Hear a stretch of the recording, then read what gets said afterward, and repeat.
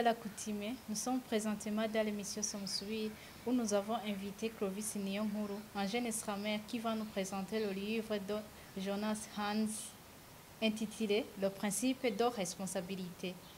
Bienvenue dans l'émission Somsui. Merci beaucoup. Qui est Clovis? Je vous salue sur que c'est vous seul, sur ce de mes sentiments si abondants.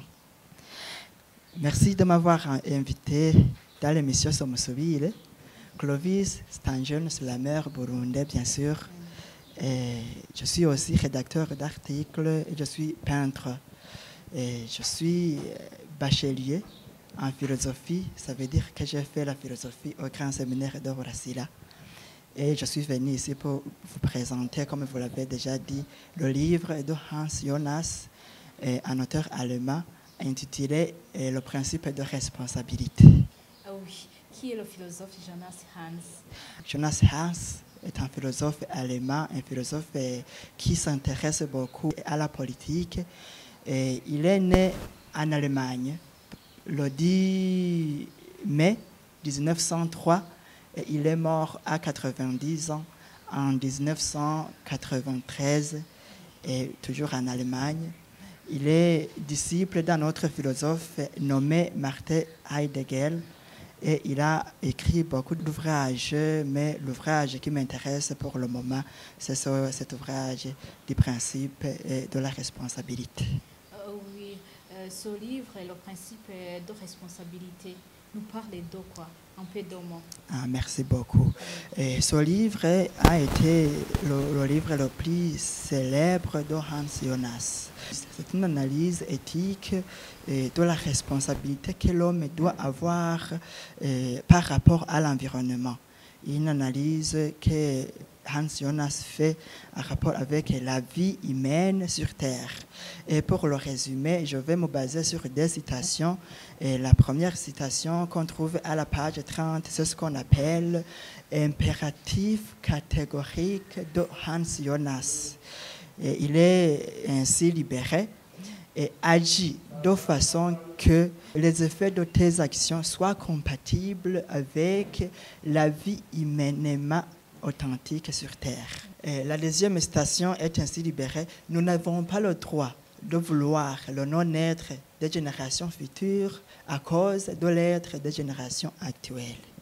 Et le livre Le principe de responsabilité interpelle tous les êtres humains, surtout en matière de la technologie, de leur liberté, mais surtout à mêler avec la responsabilité. En fait, les agents actuels de la technologie ont tendance à produire des choses qui peuvent causer des dégâts pour l'humanité actuelle et pour l'humanité future, la génération future. C'est pourquoi Hans Jonas essaie d'interpeller tout le monde et surtout ceux qui travaillent dans le monde de la technologie à être plus responsables pour ne pas produire, pour ne pas amener des résultats qui peuvent être nocifs, qui peuvent être amener des résultats irréparables pour l'humanité. Par exemple, je dis, vous voyez la technologie, la science, son résultat. Quand on produit une bombe atomique, par exemple, tu vois que ça peut même annihiler toute la vie humaine sur Terre.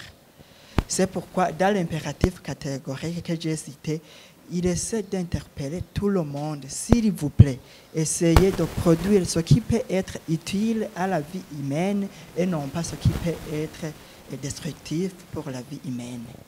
Un peu de mots, c'est ce que Hans Jonas fait. Et c'est pourquoi, avec l'environnement, il est beaucoup plus sensible. C'est de cette manière-là que ceux qui travaillent dans le domaine de l'environnement, ceux qui travaillent dans le domaine de la technologie avancée doivent être plus attentifs et être bien intentionnés pour que leurs produits, leurs résultats ne soient pas nocifs à la vie humaine, à l'environnement, à la biodiversité. Un peu de mots, c'est ça. Dans votre exposé, vous avez parlé de cette citation. Oui, nous n'avons pas le droit de vouloir le non-être des générations futures à cause de l'être des générations actuelles. quel est le message que voulait transmettre l'auteur? En fait, par cette citation, qu'est-ce qu'il faut entendre? L'être des générations futures est dans les mains des générations actuelles. Ça veut dire quoi? Mon enfant, si je préfère qu'il ne vit pas, il peut ne pas vivre à cause de la décision que j'ai prise. Alors, lorsque l'auteur Hans Jonas a évoqué cette citation dans son livre, c'est à la page 43, ça veut dire quoi? Nous sommes responsables de la vie de nos enfants que nous allons engendrer.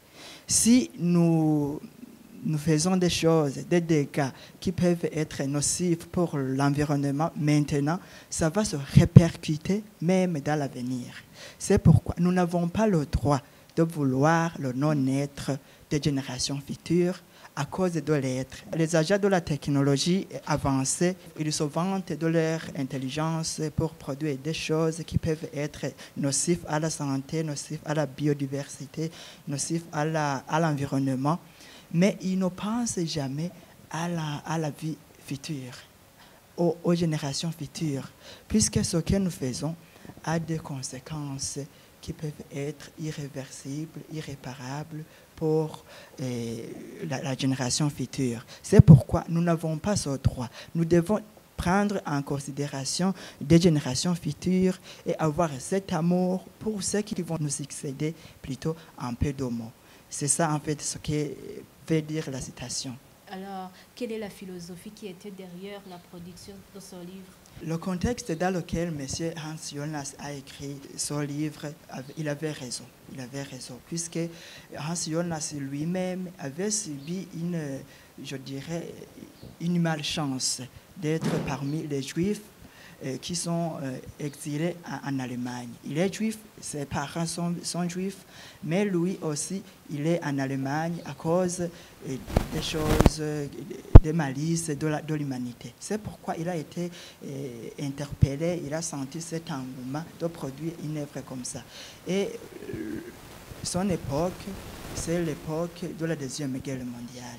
Je vous ai dit qu'il est né en 1903 et il est mort en 1993. Ça veut dire quoi? Ça veut dire que pendant l'époque où la Deuxième Guerre mondiale était au galop, lui aussi, il était jeune. C'est pourquoi il a vu comment Hitler a maltraité les Juifs et il a eu cette intuition de produire pour les générations futures. La philosophie, c'est que l'homme ne se vante pas de ses capacités, mais qu'il en est responsable de ce qu'il peut produire, de telle façon que les effets de ce produit ne soient pas nocifs à la santé, à l'humanité. Merci. Alors, d'après vous, quelle est la leçon morale peut-on tirer dans ce livre? Merci beaucoup. La première leçon morale est celle-ci. Il y a un mathématicien grec qui s'appelait... c'est qui? Bon, il a dit, fournissez-moi un point d'appui et je soulèverai le monde. Ça veut dire quoi? Si on ne fait pas attention, la technologie avancée de ce jour peut mettre à fin le monde entier. C'est la première leçon morale. Il faut que les techniciens, il faut que ceux qui s'introduisent dans la technologie soient responsables et sachent ce qui est avantageux pour l'homme et ce qui ne l'est pas. Et la deuxième leçon morale que je vais tirer est en fait en rapport avec l'environnement. La nature, c'est une déesse. Si on cause des dégâts pour la nature, vraiment, ça va revenir au galop nous tous. Par exemple, ceux qui s'investissent dans la protection de l'environnement, moi je leur dis bravo, puisqu'ils essaient de nous interpeller à user de nos facultés pour le bon sauvegarde de l'environnement. Sinon, si l'environnement est fâché, vraiment nous tous, nous subirons des conséquences.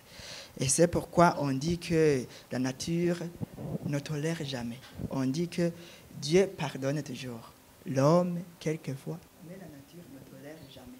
Merci d'avoir répondu à notre invitation.